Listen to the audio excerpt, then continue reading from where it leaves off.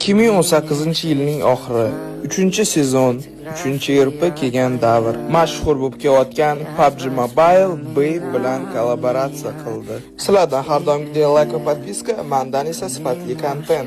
Gap yo'q, sariq Babe eng mashhur, birinchi bo'lib fioletoviy Babe kelgan. Va u juda ham qimmat bo'lgan. 180 bitta ochish, 10 talik 1620 UC.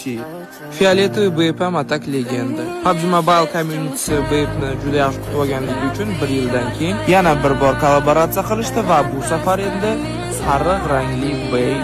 PUBG Mobile'da eng mashhur kiyimlardan biri. O'sha payt gelik kostyumizatsiya qilib rozыгрыш qilishgan edi.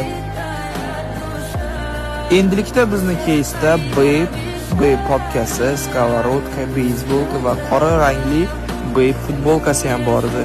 Bu keys oddiy keysga o'xshab 540 va 60 ga ochilgan. O'sha paytdagi Babe tushirib olganlarga ekan realni havas qildim. Endilikda akkauntda Babe bo'lsa, bu kamida 1000-2000 dollarlik akkauntlar. 2 oydan keyin 2018-yil dekabrda oq Babe qo'shiladi va u 3600 ga full set olishingiz mumkin edi.